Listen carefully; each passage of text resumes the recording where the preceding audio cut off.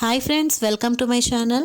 ఈరోజు నోరూరించే గోంగూర చికెన్ ఎలా చేయాలో చూద్దాం. దీన్ని మనం బిర్యానీలోకి కానీ, రైస్లోకి కానీ, రోటీలోకి కానీ కలుపుకొని తినచ్చు. చాలా రుచిగా ఉంటుంది. ముందుగా ప్యాన్ పెట్టుకొని ఆయిల్ వేసుకొని బాగా క్లీన్ చేసి పెట్టుకున్న 3 కట్టలు గోంగూర వేసుకొని మూత పెట్టి దగ్గరగా మగ్గపెట్టుకోవాలండి. దీన్ని చల్లార్చుకొని ఒక బ్లెండర్లో కానీ మిక్సీలో కానీ వేసుకొని పేస్ట్లా చేసుకోవాలి. ఇప్పుడు చికెన్ కర్రీ కోసం పాన్ పెట్టుకొని ఆయిల్ వేసుకొని చిన్న చిన్న ముక్కలుగా కట్ చేసి పెట్టుకున్న 3 ఆనియన్స్ని అలాగే 7 పచ్చిమిర్చిని కట్ చేసుకొని వాటిని వేసుకొని వేయించుకోవాలి. బాగా దగ్గరగా మగ్గే వరకు వేయించుకోవాలి.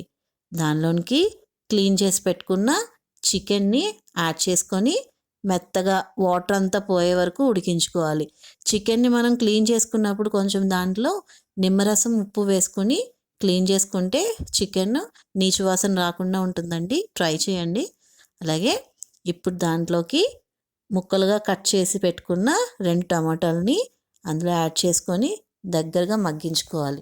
చికెన్లో వాటర్ ఉంటుంది కాబట్టి ఆ వాటర్ అంతా మగ్గిపోయే వరకు మనం చికెన్ని ముందుగానే ఉడికించేసుకుంటే మనకి అప్పుడే చికెన్ మెత్తగా ఉడికిపోతుందండి. అలాగే దాంట్లోకి 2 టేబుల్ స్పూన్స్ అల్లం వెల్లుల్లి పేస్ట్ వేసుకొని పచ్చివాసన పోయే వరకు మనం దగ్గరగా వేయించుకోవాలి. చాలామంది అల్లం వెల్లుల్లి పేస్ట్ ఆనియన్స్లో వేస్తారు. అలా కాకుండా ముందుగానే మనం చికెన్ని దగ్గరగా మగ్గబెట్టుకున్న తర్వాత అల్లం వెల్లుల్లి పేస్ట్ వేసుకుంటే చాలా రుచిగా ఉంటుంది.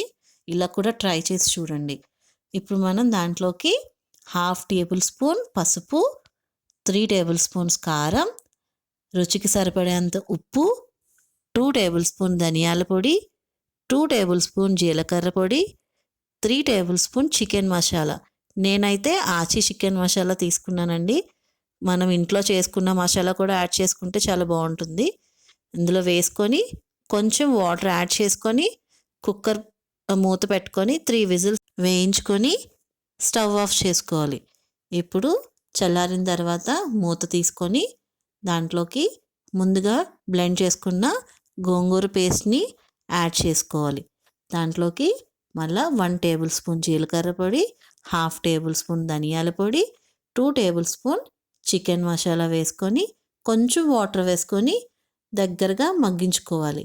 నూనె పైకి తేలే వరకు మగ్గించుకున్న తర్వాత కొత్తిమీర పైన యాడ్ చేసుకొని స్టవ్ ఆఫ్ చేసుకొని మూత పెట్టుకొని నోరూరించే గోంగూర చికెన్ రెడీ అయిపోతుంది.